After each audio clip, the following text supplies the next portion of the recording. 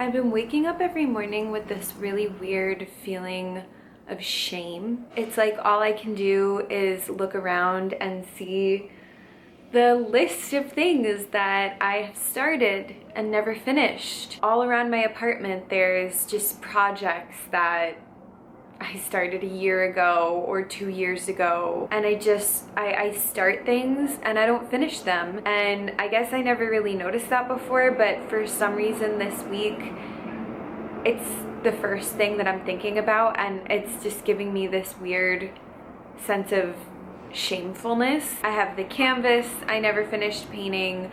I have the wallpaper in my bathroom that I never finished putting up. And then that's just in addition to all the other things that I say I want to do or I have to do and I just don't do. I don't know. It's been heavy on my mind. It feels really overwhelming sometimes. Like, I don't know why I'm like this. I don't really know what to do about it exactly. I feel like a lot of people have trouble starting things. I have no problem starting. The initial fear of starting something, that doesn't really hold me back. I think it used to when I was younger, but now I've learned to be like almost impetuous. Do stuff, not really overthink it in the initial stages, but I really struggle with consistency and maintenance. And you know, once I start something and it's not like new and exciting and novel anymore, then I'm just like, oh man, I don't want to do this anymore. But I am someone who loves a solution, and I don't really just like to sit with things and not do anything about them. I'm an action taker. So I was really curious about that. I started the old Google search, as one does. Some of the stuff that I was looking into originally was saying how you need more boundaries, you need more, like, you need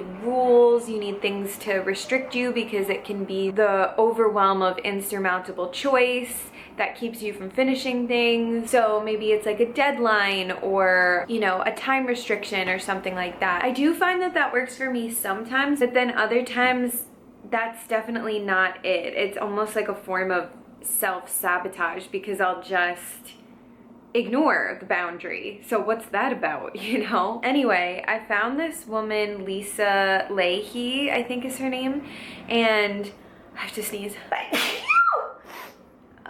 Sorry about that. Anyway, so her name is Lahey, and she can explain all of this a lot better than I can, but I found her talk about this whole topic of conversation. I was like, you know what? I think we're on to something. I think that's it. I think we might be cracking this case, Watson. So to paraphrase from what I understand of her research, essentially we have two different warring elements of our brain. So there really is that part of you that really wants to accomplish this thing that you say you want to accomplish but that you're just not doing. But then there's this other part of you, other part of your brain whose main job is to maintain homeostasis and status quo and your comfort. And like I've learned this in other situations before, but the way she explained it, I don't know, it's just like the penny dropped for some reason. I don't know, it was just helpful to know that there really is this part of your brain that is like actively working against you, kind of. Not that necessarily, like it's trying to help you, but that is its function. Essentially, if there's something that you're saying that you want to do and you're just not doing it, or you're having trouble maintaining it, it's a fear. There's likely an underlying shadow fear that is holding you back. All of that is to say, I have some work to do. I didn't really see myself as someone who's driven by fear because I have overcome a lot of my fears.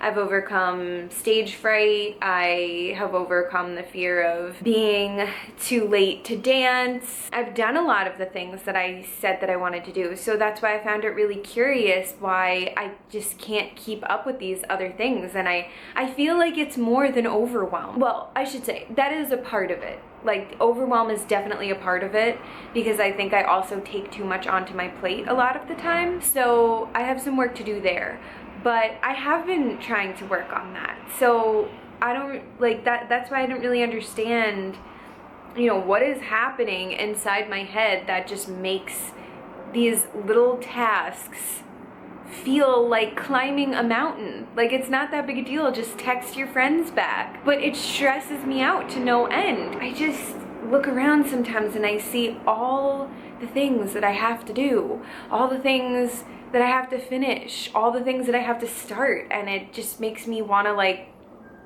crawl back into bed for a little while sometimes. Anyway, I thought it was worth mentioning and sharing, because I would imagine that there's other people who maybe feel like this, if I've even made any kind of sense, because quite frankly, it's quite possible that I could edit this back and be like, what the heck were you talking about, girl? No one knows, no one can follow this. This is a runaway train. If you have trouble finishing things, if you really like to start things but you don't finish them, I would look into Ms. Lahey over here.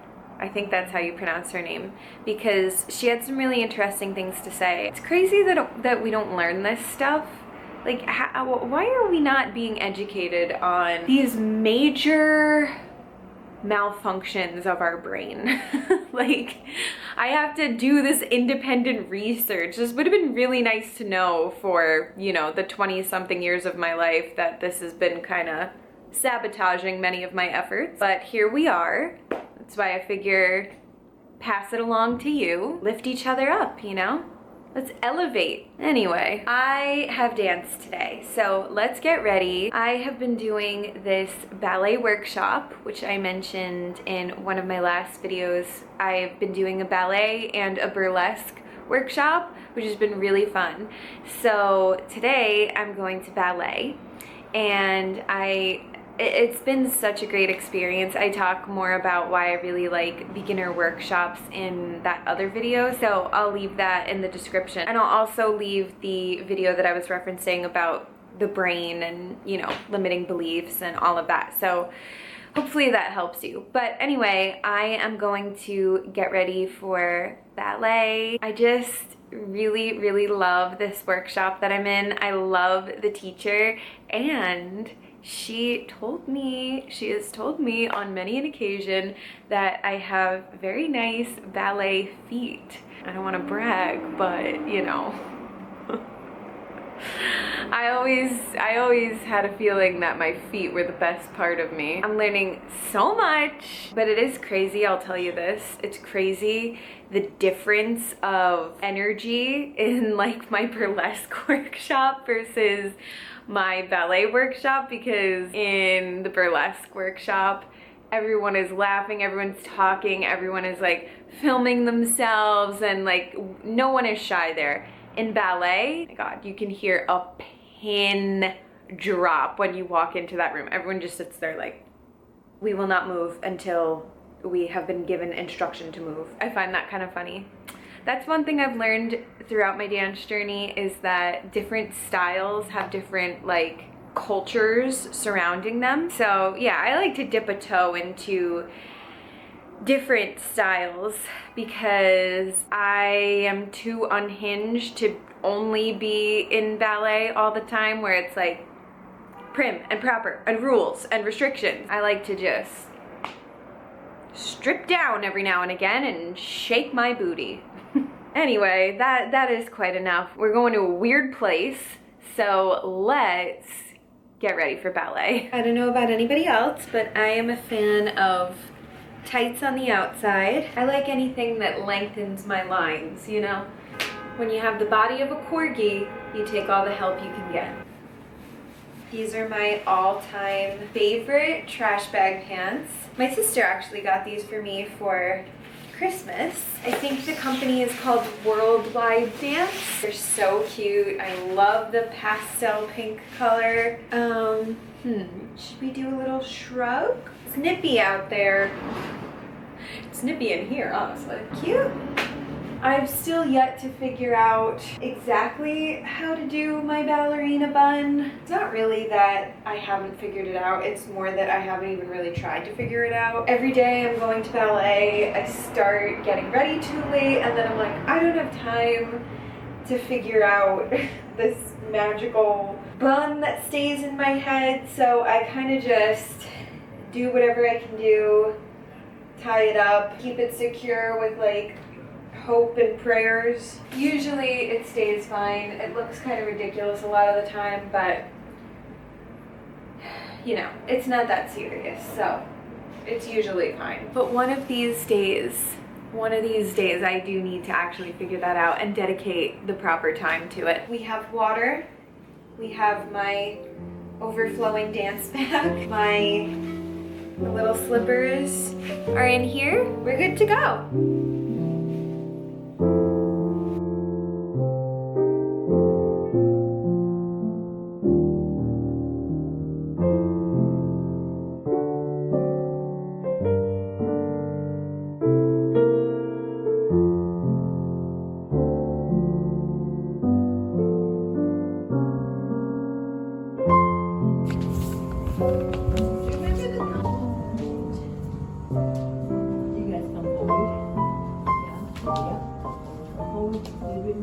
Yep.